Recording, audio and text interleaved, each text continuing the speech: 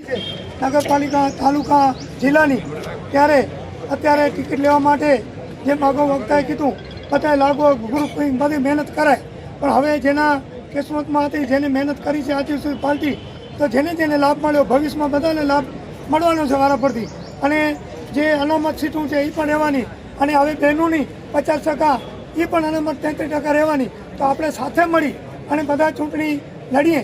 અને ભારતીય જનતા પાર્ટીની સરકારમાં આપ બધા સારી રીતે જાણો છો, તાલુકો જિલ્લો ધારાસભ્ય સંસદ સભ્ય ગુજરાત સરકાર કેન્દ્ર સરકાર દ્વારા જે છાતીમાં હાથ મૂકીને તમે પૂછજો તમને કે કેટલા કામ વિકાસના થયા છે.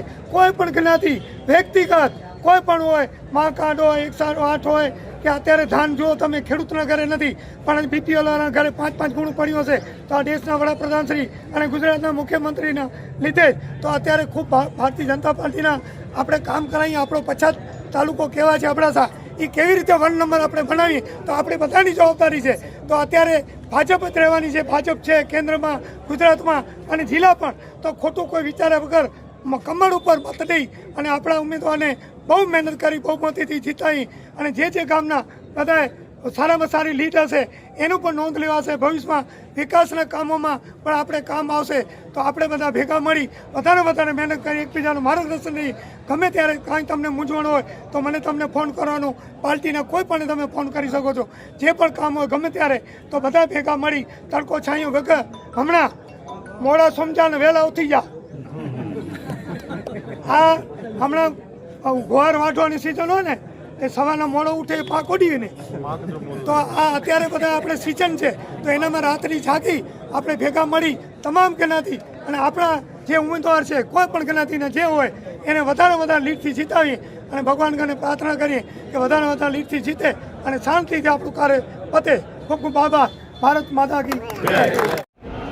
મારું નામ વસંતકુમાર દેવજી વાઘેલા. હું 5 નંબર અનુસૂચિત જાતિ સામાન્યમાં ઉમેદવારી કરી છે. ભારતીય જનતા પાર્ટીનો ખૂબ ખૂબ આભાર. મારા જેવા ગામની માણસ ઉપર વિશ્વાસ મૂકી અને મને નખત્રાણા નગરપાલિકાના વોર્ડ નંબર 5ના અનુસૂચિત જાતિ સામાન્યમાં ઉમેદવાર તરીકે મારી નિમણૂક કરી છે. કેવો ઉત્સાહ છે?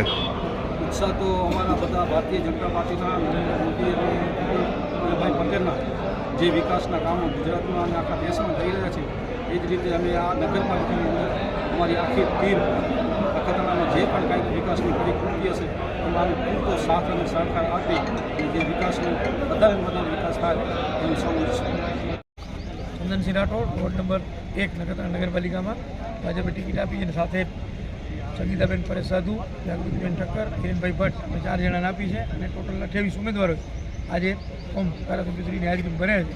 અમને સંપૂર્ણ વિશ્વાસ છે કે 28 બેઠકો ભારતીય જનતા પાર્ટી જીતશે. કેવો માહોલ છે આપણે? ખૂબ જ સારો માહોલ છે અને તમામ ઉમેદવારો સક્ષમ અને યુવાન છે અને 100% બધાનો વિજય થશે નિશ્ચિત. પ્રથમવાર નગરપાલિકા બની રહી છે અને આપ ઉમેદવાર બન્યા છો, કેવો ઉત્સાહ જોવાઈ રહ્યો છે? એના માટે સૌપ્રથમ તો અમે પાર્ટીના આભારી છીએ. પાર્ટીએ એના તમામ કાર્યકરોને ટિકિટ આપી છે અને પ્રજાજનોનો ભરોસે અમે 100% ખાતરી છે કે અમારો સૌનો વિજય થશે. રામજીભાઈ પટેલ. ભારતીય જનતા પાર્ટીએ મને કમરના નિશાન ઉપર મહેનત આપી છે ત્યારે મારી તાલુકા પંચાયત સીટ 13 નંબરની હર હંમેશ સાથે મારા કાર્યકર્તા રહ્યા છે અને વિકાસના નામે આપણે મત માગવા છે. અને અત્યારે વિકાસ ઘણો બધો કર્યો છે અને અમને આશા છે કે અત્યારે અમારી ભવ્ય જીત થઈ ગઈ છે. અસ્તુ. ભારત માતા કી જય. પબાર રબારી. અને ખૂબ ભારતીય જનતા પાર્ટીનો આભાર માનું છું કે મારા છોકરાના ગર્વ રાજુબેન સુરાભાઈ રબારી નરોદર કોટડામાંથી જે પસંદગી કરી છે એ બદલ હું પાર્ટીનો તમામ પાર્ટીના પ્રમુખનો, આપણા ધારાસભ્યનો, સંસદ સભ્યોનો બધાનો ખૂબ આભાર માનું છું. અને વાત રહી વિકાસની, તો ક્યારે પણ ભારતીય જનતા પાર્ટી કોઈ દિવસ વિકાસમાં પાછીપાની કરી નથી.